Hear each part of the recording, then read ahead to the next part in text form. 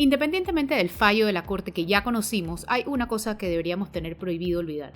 Bueno, varias. Los conflictos de intereses del gobierno laboral, la negociación y los cambios de posición entre los candidatos presidenciales, por ejemplo, pero me quiero referir a uno en especial y es la ausencia de quienes pudieron resolver esta profunda crisis y prefirieron quedarse pecho a tierra mientras otros, disque luchando por todos y arropándose con una bandera patriótica antiminería, que era cualquier cosa menos eso, se apoderaban del país tomándose a los ciudadanos como rehenes.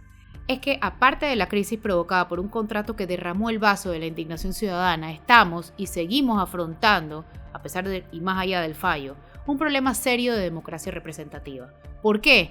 Porque los que podían resolver esto, o mejor dicho, a los que elegimos para que nos representaran, no tienen representatividad. ¿Y por qué no la tienen? Porque no llegan a sus cargos por su estructura política ni presencia real, sino por el clientelismo. Entonces ni siquiera tienen conexión con sus electores. Y como no la tienen y fueron en parte los causantes de esta crisis, prefirieron esconderse. Las autoridades no cumplieron con su rol. ¿Dónde estuvo, por ejemplo, el Viceministerio de Asuntos Indígenas? Desde el 2013 tenemos una entidad completa con presupuesto, personal y mandato legal exactamente para este tipo de situaciones. Para, y cito su misión, auspiciar la coordinación integral con las instituciones cuyo trabajo incide en la problemática indígena. Coordinar. Eso no ocurrió.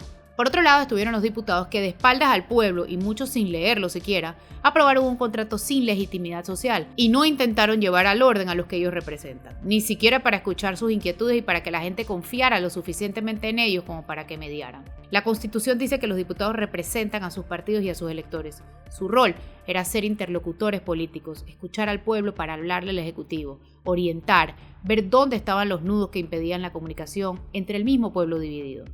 La Asamblea, por cierto, tiene una comisión de asuntos indígenas, estuvo nula. Comisión de comercio, nula. La de credenciales, que ve derechos humanos, nula. Es que no aparecieron del todo, ni individualmente ni en grupo. Y la comisión de salud, nada tampoco por los que no estaban pudiendo llegar a sus citas. La de trabajo, nada por la micro y pequeña empresa. Y la de educación, con las escuelas cerradas, tampoco. No salió un solo interlocutor ahí. La Asamblea hubiera sido y sería importante si hiciera su trabajo. Lo mismo aplica para los alcaldes y representantes. Aquí no hubo liderazgo ni nacional ni local. Los alcaldes, según el artículo 44 del régimen municipal, son los jefes de la policía de sus distritos y pueden aplicar medidas de orden público o reabrir las vías. Pero no, ahí estuvo la policía protegiendo a los manifestantes, escoltándolos, desviando conductores de las calles que tenían que abrir o mediando, cosa que tampoco les corresponde. Además, los alcaldes sostienen sus municipios a punta de impuestos. ¿Qué impuestos iban a recaudar con todo cerrado? Tampoco hubo reuniones con los representantes, los consejos municipales, para saber qué pasaba en cada corregimiento. Los gobernadores también brillaron por su ausencia. Ellos son las autoridades máximas de cada provincia, los representantes del Ejecutivo. Los elige directamente el presidente para que los representen. Y su función no solamente es abrir balotas, es coordinar e inspeccionar la labor de las autoridades nacionales en cada provincia. Eso tampoco ocurrió. El Consejo Provincial tampoco cumplió con su función. Ese es, según la Constitución, el órgano de consulta del gobernador, las autoridades provinciales y las autoridades nacionales, y tiene entre sus funciones requerir informes de los funcionarios nacionales, provinciales y municipales en relación con asuntos concernientes a la provincia. ¿Lo hicieron? No. La Defensoría, por su parte, acompañó las protestas, sí, pero la ley lo facultaba para mediar, y tampoco lo hicieron. ¿Y el presidente? Pasaron 35 días y nunca anunció las medidas que estaba tomando o que tomaría para devolver al país a la paz social, aún teniendo entre sus funciones velar por la conservación del orden público.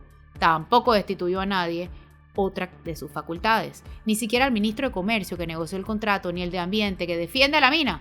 Es como si hubieran renunciado a ser gobierno, con la diferencia de que no le entregaron el poder a un sucesor, sino a un grupo de delincuentes que a punta de vandalismo y anarquía nos tuvo secuestrado por 35 días.